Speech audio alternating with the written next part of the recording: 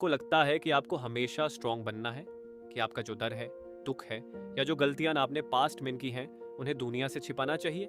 Cheryl straight की मशहूर किताब टाइनी ब्यूटीफुल थिंग्स इस पुरानी सेल्फ हेल्प सोच को पूरी तरह बदल देती है।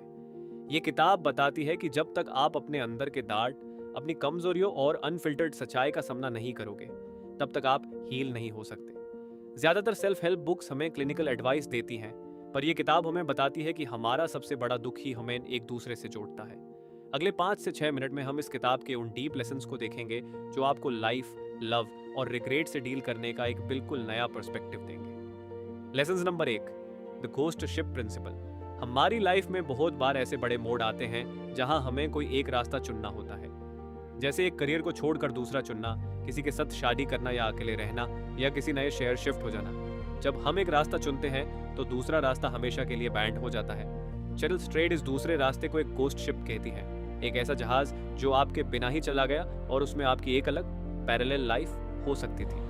हम सब सोचते हैं कि हम एक ऐसा डिसीजन लें जिसमें कभी कोई रिग्रेट ना हो, पर सच्चाई ये है कि आप लाइफ में कोई भी रास्ता चुनो, थोड़ा अफसोस, थोड़ा रिग्रेट हमेशा रहेगा।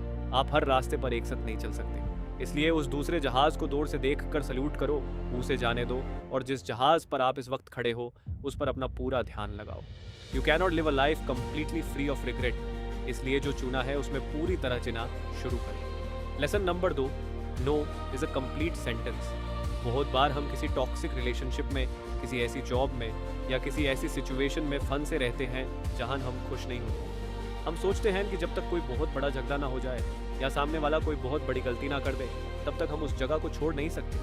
हम दुनिया को और खुद को जस्टिफाई करने के लिए एक बड़ा वैलिड रीजन ढूंढते हैं, लेकिन ये किताब सिखाती है कि आपको किसी को कोई सफाई देने की जरूरत नहीं है। अगर आपको किसी जगह पर खुशी नहीं मिल रही, अगर आपका गुड फीलिंग कह रहा है कि आपको वहां से निकलना है, तो सिर्फ आपका मन होना ही काफी है। Wanting to leave is enough. No कहने के लिए आपको किसी दूसरे की वैलिडेशन की जरूरत नहीं है। अपने बाउंड्रीज को प्रोटेक्ट करना सीखो और बिना गिल्टी फील किए उन चीज़ों को छोड़ना सीखो जो आपको अंदर से तोड़ रही है। Lesson number 3, healing is a dirty process.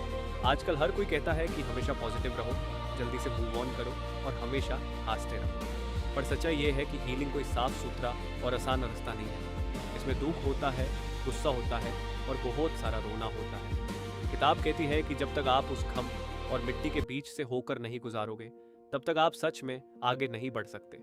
Dart को बाईपास करने का कोई शॉर्टकट नहीं है। इसका सबसे बड़ा हाल है रेडिकल एम्पैथी।